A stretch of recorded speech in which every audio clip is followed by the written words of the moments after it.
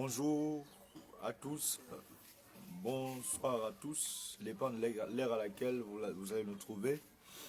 Par la grâce de Dieu, nous sommes encore là en cette nouvelle semaine pour poursuivre avec nos tranches matinales intitulées La famille de Jésus-Christ. Vraiment, Dieu est en train de nous faire tellement du bien, et la grâce de Dieu est là, la grâce de Dieu est là. Excusez notre voix. Nous avions travaillé le vendredi dans notre programme que nous avions annoncé ici, notre programme de 24 heures non-stop, vendredi 15 heures au samedi 15 heures. Et Dieu nous a fait énormément du bien. Alors cette voix, ce sont des séquelles de ces programmes-là. Et il y a aussi changement de climat.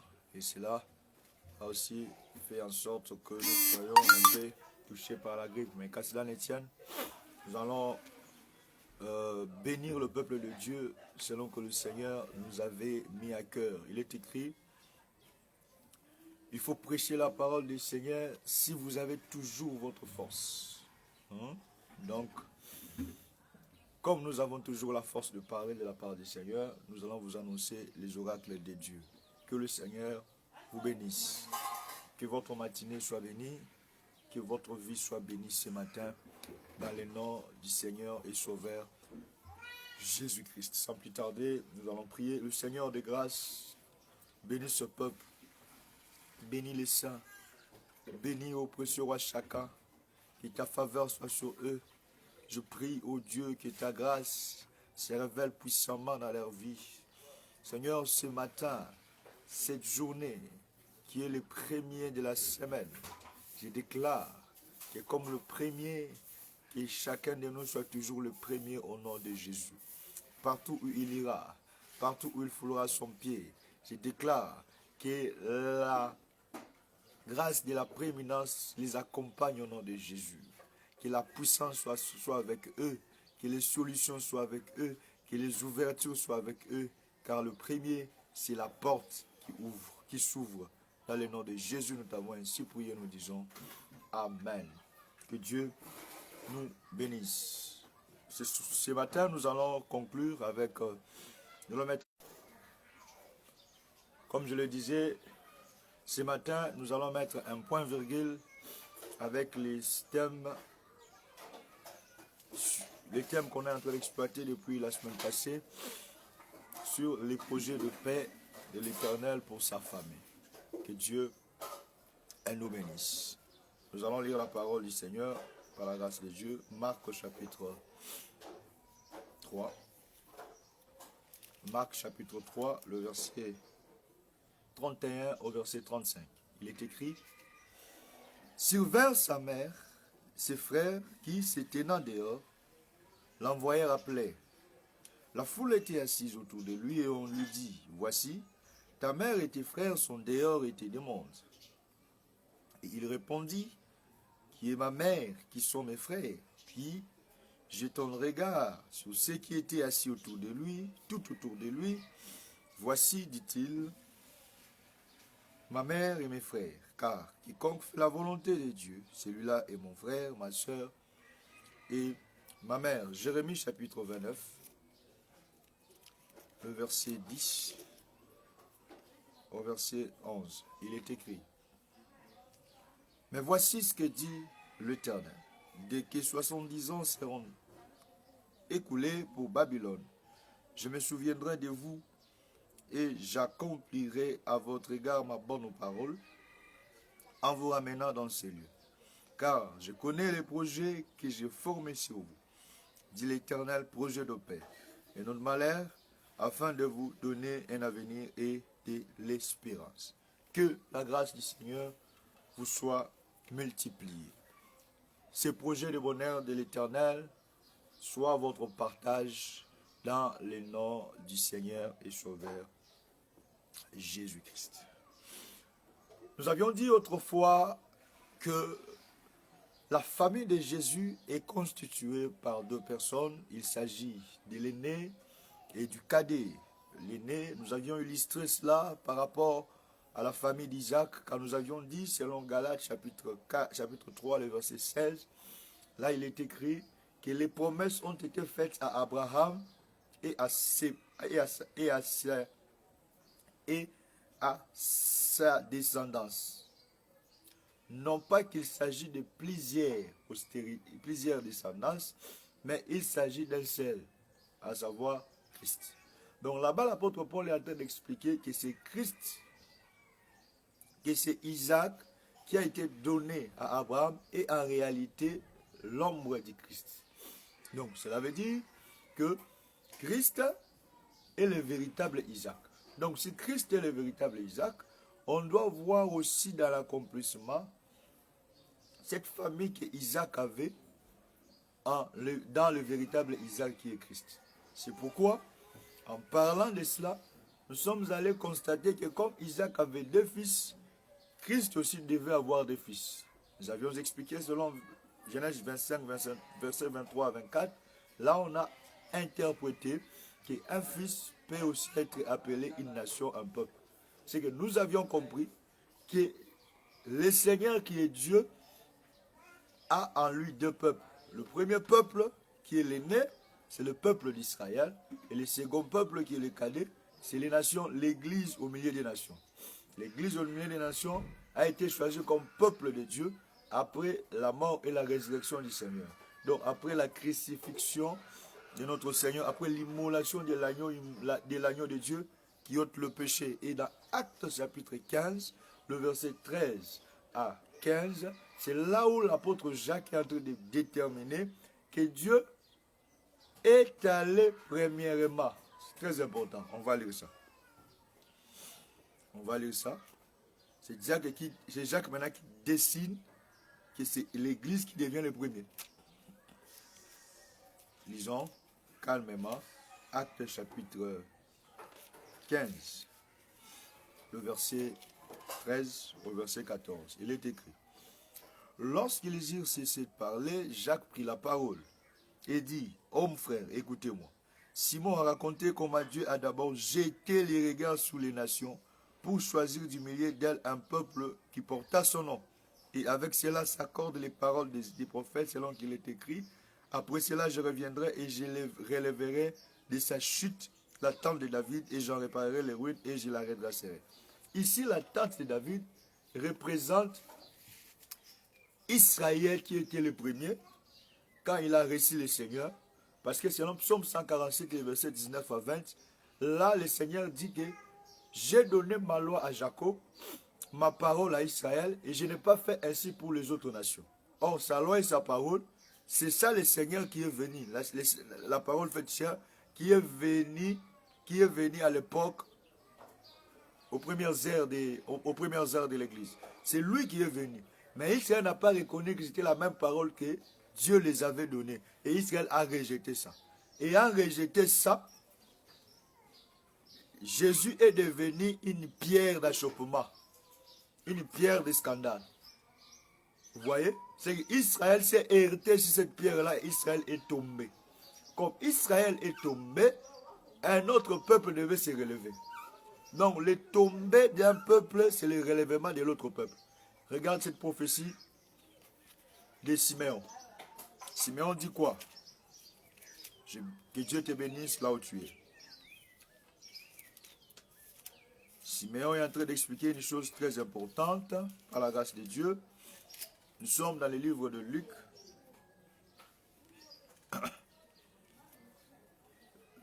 Le chapitre 2, le verset 34. Siméon le bénit et dit à sa mère: Voici cet enfant est destiné à amener la chute et le relèvement de plusieurs en Israël et à devenir un signe qui provoquera la contradiction. Et à toi-même une épée te transpercera l'âme afin que le pensée de beaucoup de cœurs soit dévoilé. Ici, Siméon est en train de prophétiser que le fils qu'il portait, qu'il a appelé lui-même au verset 32, qu'il a appelé le salut, il dit qu'il va apporter la chute et le relèvement de plusieurs en Israël. Donc, il voulait simplement dire que la présence du Seigneur va intervertir les ordres. Parce que celui qui tombe, c'est lui qui était debout. Mais celui qui se relève, c'est celui qui était tombé. Donc, selon cette prophétie, celui qui était debout, c'était Israël. Maintenant, le Seigneur viendra et à cause de lui, vous voyez, à cause de lui, Israël va tomber. Maintenant, celui qui était tombé, qui était par terre, c'était l'Église. Maintenant, quand le Seigneur vient, c'est à cause de lui, le peuple choisi au milieu des nations qui est l'Église sera relevé. Mais Israël qui est tombé ne va pas tomber pour du bon. Car le Seigneur ne se répand pas de ses dons. C'est ici où je voudrais exhorter. Même si vous voyez quelqu'un dans l'état de faiblesse, il ne faut jamais se railler de lui. Il ne faut jamais se moquer de lui. Remarquez, Ésaü, qui est l'image ici de l'impie, ici je le prends comme impie, ici je le prends comme l'ennemi, Dieu l'a toujours reproché d'avoir été celui qui a ouvert la porte aux autres nations qui n'étaient pas liées fraternellement à Israël, de venir détruire Israël. Maintenant, il dit quoi? Quand Israël était détruit par sa propre faute et que l'Éternel est ramené dans le pays de l'esclavagisme, il y avait des nations qui se moquaient d'Israël, qui se moquaient du peuple de Dieu. Et à cause de cet acte, le Seigneur n'a pas laissé cet acte impuni. Vous voyez? La chute d'un homme ne peut pas te pousser à te moquer de lui. Quand quelqu'un tombe dans la faiblesse, ne peut pas te pousser à te moquer de lui. Par contre, il faut prier pour lui afin que le Seigneur arrive à le relever. Vous voyez? C'est pourquoi toutes les nations qui se sont moquées par rapport dans les temps jusqu'à ce que le Seigneur reviendra, se sont moqués de la chute d'Israël, de l'esclavagisme d'Israël, ils auront leur rétribution. Parce que le Seigneur ne rejette pas indéfiniment. Il reviendra pour relever de sa chute. C'est ça, Actes chapitre 15, verset 13 à 16. Il reviendra pour relever de sa chute Israël qui était tombé ici qu'on appelle la maison de David. La tente de David. Que Dieu nous bénisse. C'est que quand Jésus est venu, selon la prophétie de Siméon, il est venu pour la chute des uns. La chute des uns, c'est les uns là qui tombent, c'est Israël. Et le relèvement des autres, c'est ceux qui se relèvent, c'est l'Église. Le peuple choisi au milieu des nations. Maintenant, Israël devient le dernier, l'Église devient le premier. C'est pourquoi Jacques, chapitre 15, le verset 13 à 16, explique que Dieu a d'abord tourné le regard vers les nations pour choisir au milieu d'un peuple qui porta son nom. Après cela, c'est que ici, Jacques est en train d'expliquer l'intervention des rôles de l'Éternel.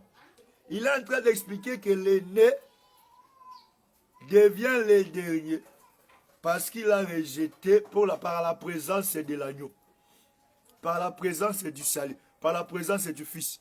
Le dernier qui est l'Église devient le premier et le premier qui est Israël devient le dernier. Vous voyez? Or, nous avions dit que le projet de paix de l'Éternel, c'est l'agneau de Dieu, prédestiné depuis l'éternité, afin qu'il puisse mourir à la fin des temps. Ah, nous avons compris que l'agneau de Dieu, c'était lui le projet de paix de l'Éternel. Voilà pourquoi dans Ésaïe chapitre 9, verset 5, on est en train de dire, un enfant nous est né, un enfant nous est né, un fils nous est donné. On l'appellera admirable, Père éternel, Dieu puissant, conseiller, prince de la paix. Ah, nous comprenons que le prince de la paix, c'est l'agneau de Dieu qui ôte les péchés. Vous voyez? Parce que là où il y a le péché, il y a les troubles. Voilà pourquoi Israël fut amené dans la captivité à cause du péché. C'est qu'ils sont entrés dans les troubles à cause du péché. Frères et sœurs, je t'exhorte que le péché amène les troubles. Le péché amène les malheurs. Le péché amène l'animosité. Le péché amène une escalade de problèmes dans nos vies. Que Dieu te libère de toute forme de péché qui s'attache encore en toi au nom de Jésus. Et que le Seigneur t'accorde la force de surmonter le péché. D'être libre du péché au nom de Jésus. Parce que le péché amène le malheur. Et Israël en captivité, c'était à cause du péché. Que Dieu te bénisse et qu'il te délivre au nom de Jésus. Donc le Seigneur, quand il est venu maintenant comme projet de paix et non de malheur. Avec la mission première, d'ôter le péché. Secondement, et de répondre aux problèmes du peuple. C'est que le projet de paix de l'Éternel, c'était d'abord d'expier les péchés. Et après de répondre aux problèmes du peuple, d'être la solution au problème. J'aimerais te dire que l'agneau qui est immolé à la croix, il est celui qui a ôté le péché. Pour commencer à résoudre le problème. Pour dire, frères et sœurs, la mort du Seigneur à la croix, c'est la porte du commencement des solutions aux problèmes qui étaient difficiles, de tous les problèmes de ta vie. Parce qu'il a pour mission de ôter le péché, de pardonner le péché, d'expier le péché et de donner la résolution, de résoudre le problème du peuple. C'est ça la force du Seigneur. Je prie que tout problème avec lequel tu t'es réveillé ce matin, que ce problème, en écoutant cet audio, en écoutant ce live, que ce problème soit résolu au nom de Jésus, parce qu'il a été crucifié pour que tous tes problèmes aient la solution. Voilà pourquoi il a dit, venez à moi, vous tous qui êtes chargés et fatigués, je vous donnerai du repos. Il dit quoi? Je suis dans Matthieu 28, 11, 28. Venez à moi, vous tous qui êtes chargés et fatigués, je vous donnerai du repos. Or, quand il dit vous tous qui êtes chargés et fatigués, c'est que le Seigneur est en train de dessiner deux peuples. Il y a le peuple qui est chargé, il y a les autres peuples l'autre peuple qui est fatigué. C'est qu'il dessine deux fils. Le premier peuple est chargé, c'est le peuple d'Israël. Parce que Israël a été appelé par le Seigneur lui a donné la loi. Israël n'a pas su obéir la loi. Au-dessus de leurs péchés, la loi les a chargés encore de beaucoup de péchés. Parce qu'ils n'ont pas pu obéir à la loi. Ils n'ont pas pu se conformer à la loi. C'était un peuple chargé de péchés. Au-delà du péché du premier homme, la loi est venue encore les condamner. Donc Israël était un peuple chargé. Maintenant, nous autres ici, du côté de l'Église, du côté des nations, comme nous n'avions pas été choisis, nous n'avions pas reçu la loi, nous étions toujours le peuple fatigué depuis l'Éden par le premier homme Adam. C'est que tout ce temps, Israël avait la loi, nous étions toujours des peuples fatigués, très fatigués. C'est pourquoi quand Jésus vient, il vient comme le projet de paix, il avait en lui la pensée de délivrer ses deux fils, c'est-à-dire Israël et l'Église. Mais c'est Israël et c'est l'Église fatiguée. Vous voyez, c'est l'Église fatiguée qui a été reçue avant, qui a crié avant, qui est venu vers lui avant. Et il a déchargé l'Église de ses fatigues. Après l'enlèvement, il ira décharger l'Israël de ses charges, de ses fardeaux. Vous comprenez? C'est alors que nous aurons le repos de Matthieu 11, 28, où? Au millénium, pendant le règne millénium, le règne millénaire. C'est là où nous aurons les repos. Et Israël et l'Église, Israël sera déchargé. Nous, la fatigue sera ôtée. Que Dieu nous bénisse. Mais ça, c'est par rapport au temps prophétique. Je change un peu de couleur pour aussi expliquer. que quand Jésus-Christ est en train de dire, venez à moi, vous tous qui êtes chargés, fatigués, je vous donnerai du repos, Jésus-Christ voulait dessiner sa famille. Parce que même sa famille, on doit voir à l'intérieur ceux qui sont chargés et fatigués aujourd'hui à l'église. Pour dire, si ceux qui sont chargés sont le peuple d'Israël, et ceux qui sont fatigués sont ceux des nations, nous comprenons que ceux qui sont chargés dans l'église aujourd'hui, c'est tous les juifs qui croient aujourd'hui à la parole du Seigneur. À l'exemple des apôtres, c'est tous des juifs. La Marie, mère de Jésus, tous les juifs messianiques, ce sont le peuple chargé que le Seigneur a déchargé à l'église. Et les fatigués, c'est les gens des nations qui ont reçu la parole de Dieu au travers de l'évangile, au travers des apôtres. Donc, pour dire, frères et sœurs, à l'église, il y a aussi ces deux fils. Donc, il y a aussi l'aîné et il y a aussi les cadets. Donc, l'aîné, c'est Israël qui a cru au Seigneur, la demi-partie d'Israël qui a cru au Seigneur, et les nations qui ont cru au Seigneur, ça forme la famille de Jésus. Donc, l'ensemble de ceux qui sont fatigués et chargés. Il nous a donné du repos aujourd'hui dans l'église. Qui? L'agneau de Dieu, les projets de paix et non de malheur de l'Éternel. C'est pourquoi nous avons la paix. Même s'il y a des problèmes, à cause de la présence de l'agneau, nous avons la paix. Nous croyons que le Seigneur résoudra nos problèmes. Même si tu te réveilles avec la maladie, même si tu te réveilles avec des problèmes et ce sont difficiles, mais à cause de l'œuvre de la croix, crois que le Seigneur va t'accorder la solution à ton problème. Le problème du mariage, il va t'accorder. Le problème du travail, il va t'accorder. Les problèmes financiers, il va t'accorder. Car notre Dieu nous a apporté le projet de paix et non de malheur. Le jour de malheur n'est pas pour nous. Maintenant, je suis en train d'évoluer pour expliquer aussi. Dans l'église, une assemblée locale, nous devons aussi voir l'aîné et les cadets. Je bénis Dieu. Parce que l'aîné, c'est le ministre. C'est le ministère de la parole. Et les cadets, c'est le peuple. Parce que c'est le ministère de la parole qui doit commencer une œuvre. S'il n'y a pas le ministère de la parole, là où les gens prient, c'est que celui-là, c'est un groupe de prière. C'est un groupe de prière. Et là, ce n'est pas complètement la famille de Dieu. Parce que la famille de Dieu, nous devons voir l'aîné et nous devons voir les cadets. Or, l'aîné ici, c'est qui? C'est le ministère de la parole et les cadets, c'est le peuple. Selon Marc chapitre 3, le verset 31 à 35, l'aîné, c'est la mère. C'est elle qui vient en premier dans une famille. Et les cadets, c'est le fils. C'est le frère. Vous comprenez? C'est que les brebis sont les cadets. Voilà pourquoi dans une église, ce sont les ministères. C'est les ministres de la parole qui sont les aînés. Et les cadets, c'est le peuple. Dieu a manifesté ça en Éden dans son église du commencement. Parce que dans son église du commencement, il y avait l'aîné qui est Adam. C'était lui le ministre dans l'église.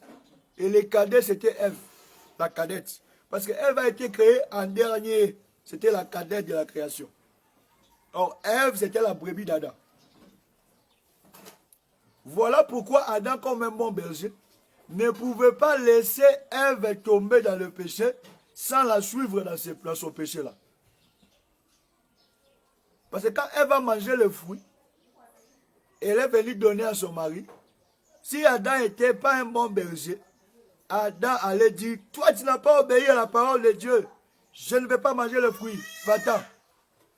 Mais Adam, comme un bon berger, il a aussi mangé pour suivre sa femme dans son état afin de les délivrer. Ça, c'est l'image pour expliquer que le véritable Adam qui a suivi la brebis vers la chute, c'est le Seigneur Jésus. C'est lui qui nous a suivis dans nos péchés pour nous libérer et nous donner la victoire sur le péché. Donc, pour dire que l'Église, la famille de Jésus, c'est une famille qui a la victoire sur le péché, la victoire sur les jugements, la victoire sur la condamnation, la victoire sur tous les problèmes qui peuvent s'élever. C'est ça la famille de Jésus, frères et sœurs. Si tu es dans cette famille, tu es un homme heureux. Maintenant, remarquez comment est-ce que Dieu dessine ses projets de paix. Parce que nous avions dit, le Seigneur, quand il vient comme l'agneau de Dieu, qui ôte les péchés, c'est lui le projet de paix.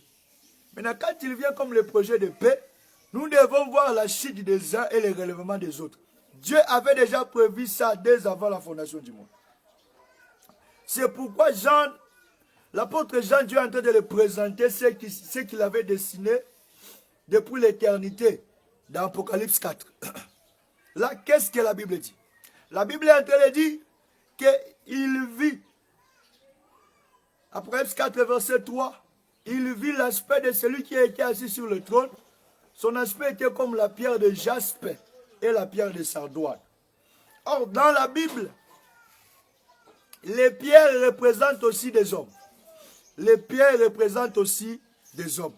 Si nous allons dans Exode 28, nous allons voir que le Seigneur est en train d'expliquer que chaque pierre précieuse qui était dans le pectoral, l'habit que les vêtements que les sacrificateurs portaient ici, s'appelait le pectoral, mais il avait mis 12 pierres précieuses qui correspondaient au nom des 12 fils d'Israël, 12 fils de Jacob. C'est que chaque pierre précieuse correspondait à un fils.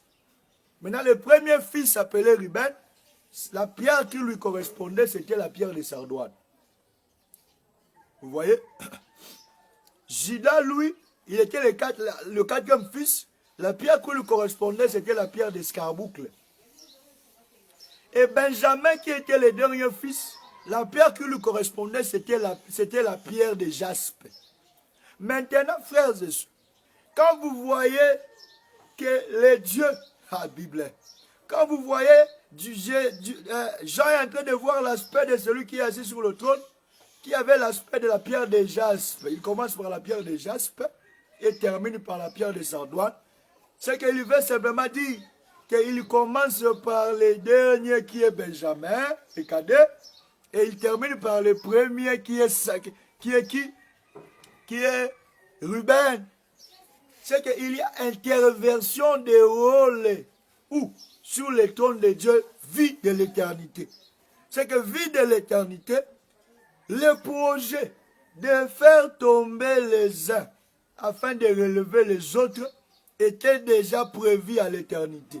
Parce que voir Benjamin qui est la pierre de jaspe le premier et Ruben qui est la pierre de sardoine le dernier, c'est l'interversion qui s'est fait au jour, il s'est fait à la croix par la mort de l'agneau, l'enfant qui s'appelle Salut, que Siméon a prophétisé, il sera la chute des uns. La chute là des uns, les uns là c'est Ruben, Israël, le premier, le relèvement des autres c'est Jaspe, l'église, le dernier qui devient le premier, et Israël qui est Ruben devient le dernier.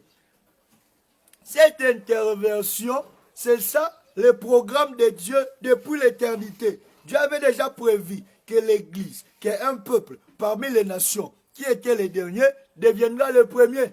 Voilà pourquoi, quand l'agneau de Dieu est venu, dans Apocalypse 5, vous allez voir que l'agneau va commencer d'abord à avoir la position au milieu du trône. Pour dire que je suis venu pour accomplir ce qui est ici au milieu du trône.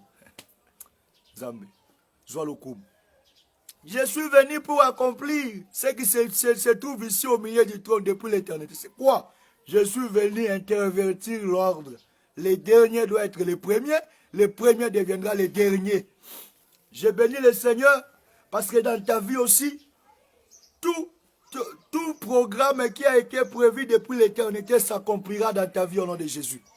Parce que tu as crié à l'agneau de Dieu qui ôte les péchés, il accomplira tout programme au nom de Jésus. C'est pourquoi l'Écriture dit, toute bonne parole que l'Éternel a dite à Josué, aucune d'elles ne resta sans effet. Tout s'accomplit.